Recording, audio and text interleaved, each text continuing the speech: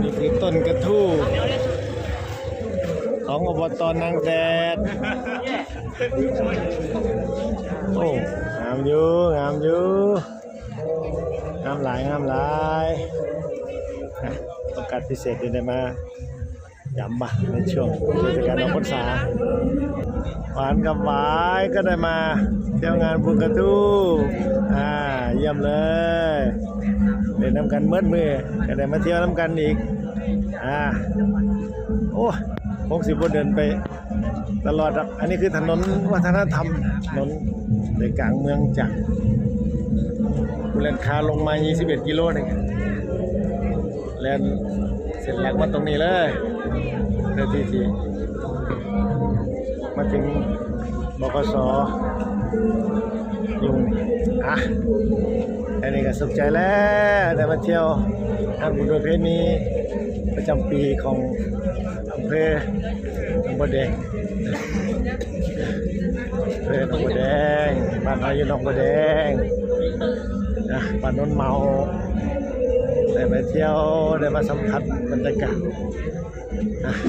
ส่งเสริมการท่องเที่ยวเยี่ยมมากๆเล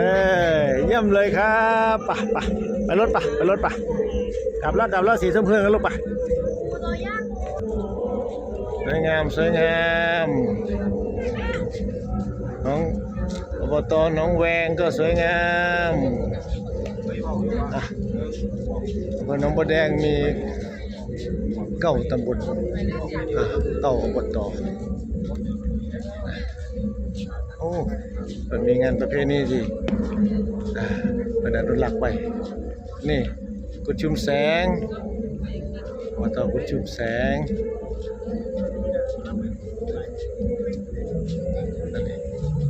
ของกุดชุมแสง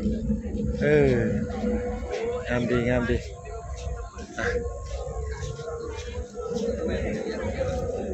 แต่ละปีก็สิมีความต่างออกไปมีความงดงามของต้นกระทู้ยักษ์ที่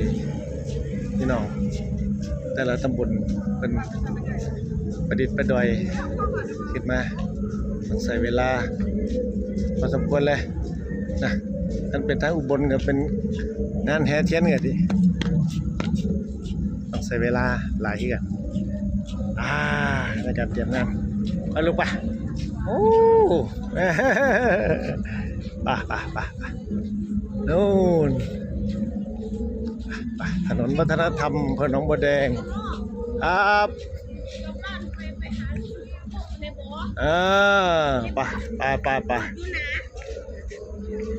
สวยงามอันนี้อำเภอตำบลหลวงสิริอบต.หลวงสิริได้ยินอยู่